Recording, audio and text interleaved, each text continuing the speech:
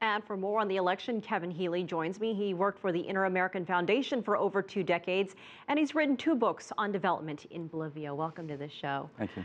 You know, no big surprise here about this 3rd term for President Morales.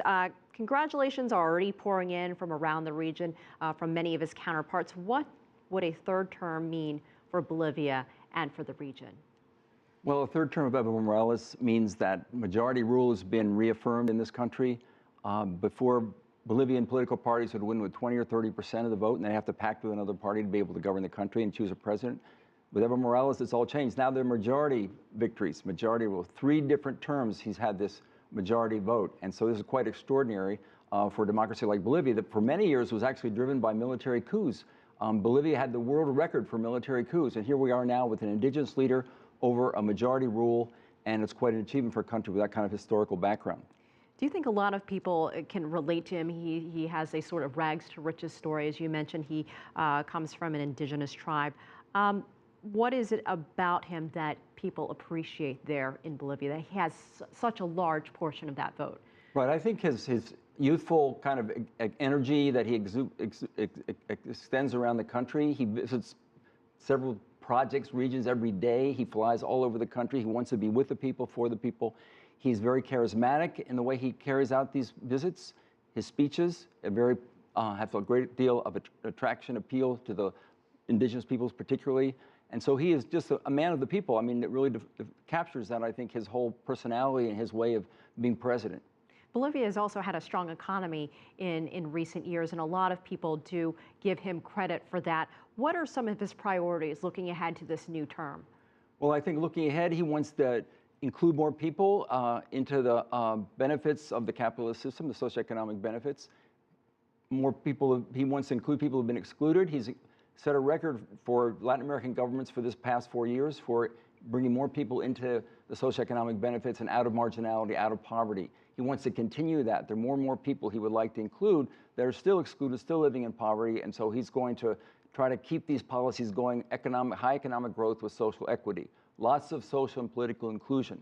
It's really transformed the political system, the number of indigenous, not only him, but the people he's brought into the government at all levels. And they're exercising now positions of authority and making key decisions on all kinds of different programs and policies and so forth. So you can see this social and political inclusion has been also the backbone of this success story with economic development and majority rule. He does have a few critics, however, and they've accused him of trying to consolidate power and keeping it all in one place. What do you say to that? Do they have anything to stand on there? Well, I think one of the problems is he's got a very weak opposition, very divided, doesn't have alternative programs. So it looks like he's trying to accumulate more and more power, but the opposition is showing itself to be very feeble in terms of proposing alternatives and competing with him for office. So I think it leaves it up to him to have more and more political clout and influence over the whole system. So it's not a perfect government. There are flaws. There is a touch of authoritarianism. There's a personality cult at times that manifests itself.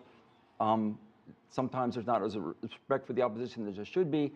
So I think it's not a perfect black and white situation. But nonetheless, it has so many other things going on, features of democracy that are strong and stronger than so many other countries we're looking at now. So you have to look at different indicators and see a more balanced view of what's happening democratically. I would say also in terms of the democracy that having indigenous peoples in positions of authority is a very strong infusion of new political rights to the population.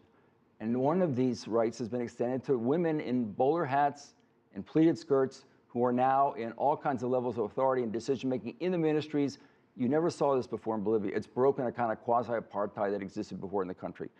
Hotels, restaurants, now these women are there, they're dining, they're staying in these places. There's no longer that kind of discrimination. He's broken that. So that's a very qualitative step for democracy in Bolivia.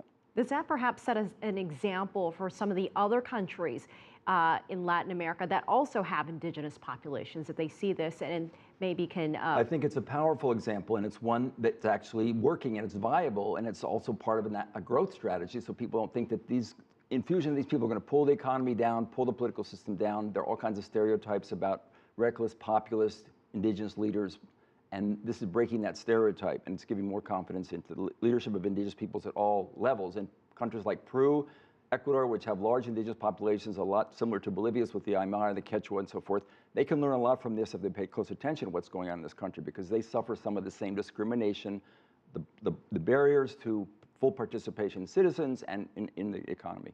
All right, Kevin Healy, thank you so much for your perspective. We appreciate your time.